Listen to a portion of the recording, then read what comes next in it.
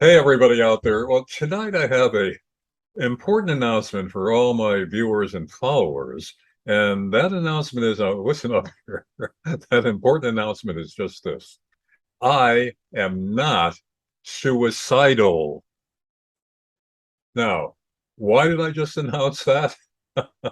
Well, it has to do with a series of reports I've been doing and posting on YouTube and Facebook and other sites about the Ellen Greenberg death. Now, if you've been following my posts, you know that Ellen Greenberg was a 27-year-old Philadelphia school teacher found dead in her apartment in 2011 under what we could call like mysterious circumstances that were never properly investigated. She had 20 stab wounds, 10 to the front of her in the stomach and chest, one right through her heart, 10 in her back and around the neck area and into the base of the brain, 10 of those. And guess what? The authorities declared it a suicide. Now, Josh Shapiro, the Attorney General of Pennsylvania, who's now running for governor, as you may know, twice the parents brought it before him, appealed to him to reopen the case and give it, for the first time, a thorough, competent investigation, which it never had in the past 11 years. Appealed him to take another look at it, reopen the case.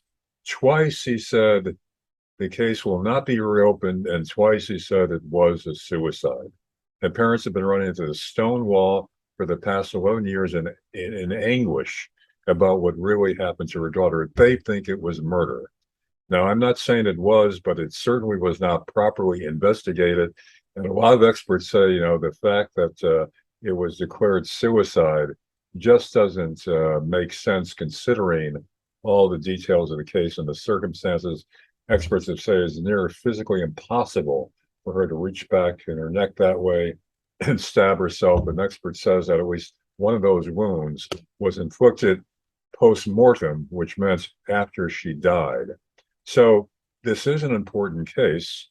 It certainly is newsworthy, and it's certainly something that I wanted to start reporting on and will keep reporting. Now, what led up to my announcement tonight that I am not suicidal, remember that, was what I received from YouTube where I posted this. And this is what came down from YouTube. As you can see, hi there. We're reaching out because members of the YouTube community, including fellow creators, viewers, or staff, have expressed concern for your safety or well-being after coming across content that you posted with topics related to suicide or self-harm.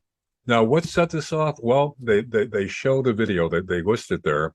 It was part two of my series of reports. I've done three so far. And all of the reports were titled Suicide or Murder. That was the headline. Now, it certainly wasn't reason for YouTube to conclude that I may be thinking of suicide. I was reporting as a reporter on a legitimate news story that deserves exposure. And this is what the algorithms or the YouTube digital robots picked up on. I hope it wasn't a human being, because it was a human being that determined this and sent this message to me. Then that person, certainly has no concept of a news story, and what he could extrapolate from that as me being suicidal. So it goes on to say, if you or someone you know is experiencing suicidal thinking or self-harm, know that there is help. You're not alone. It's not uncommon to turn to suicidal thinking and self-harm as ways to cope with painful emotions. True enough, but it doesn't apply to me here. Talking to someone can help you process these emotions as well as get support through a difficult time. We encourage you to use the resources listed in our help center if you need support. Those include organizations specific to your location. Maybe I'll be getting a knock on the door, a welfare check, or something even more drastic. You can also visit findhelpline.com to look for local mental health care providers. We care about you. You are not alone. Help is available, and it's signed, Please Take Care, the YouTube team. Now, isn't that compassionate and sensitive and concerning of them for me? Because, from what I've been posting, It looks like I could be thinking of that. Which it shows you the absurdity of the way these social media sites filter and monitor and often suppress and censor posts. This makes no sense at all how it was done in this case into my reports. Now that's not all. Then following that, I got a second message, and this one was from Facebook, where I've also been posting the same reports. And this one said, of course, and this wasn't to me specifically, it's to anybody who might be viewing this.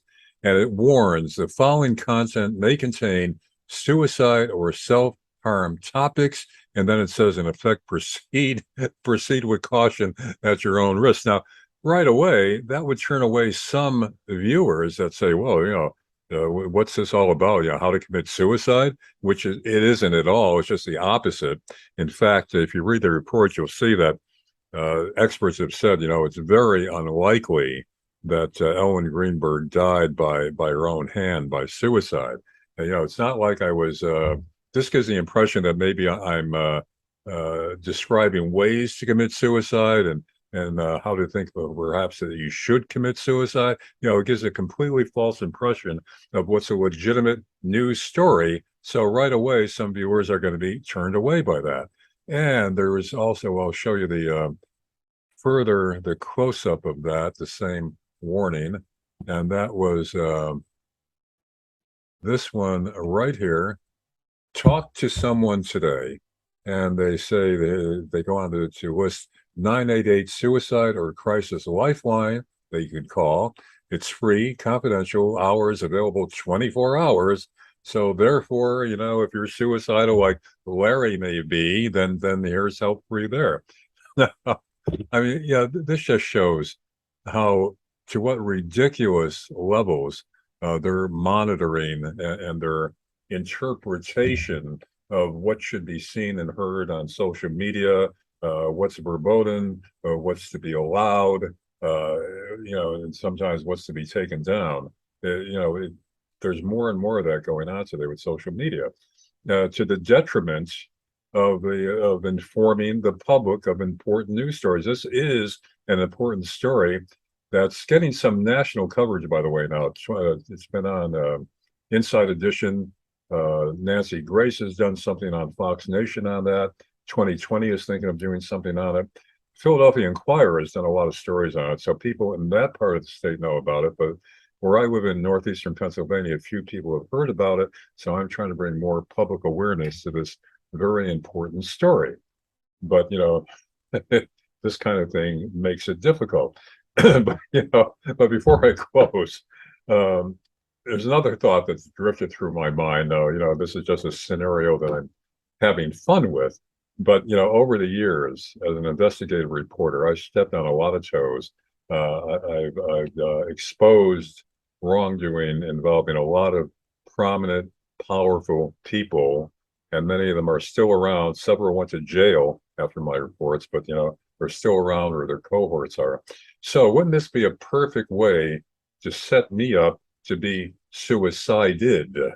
If you want to knock off Larry, you could always justify it by saying, sure, it was suicide. I mean, look at what he was doing on his media posts. YouTube was reached out to him to help him. He rejected that. Facebook did the same thing, appealed to him. There's help out there, but he didn't want to have any of it. He just kept talking about suicide all the time. So that would be a perfect setup for somebody who wants to knock off Larry Sperano.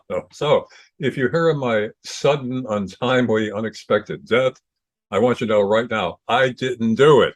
I am not suicidal. So let's hope that's just a scenario that we're having fun with. Let's hope. In the meantime, hang in there. We'll be doing more on this next time I see you, I hope. And that'll be soon. So thanks for listening, and see you soon.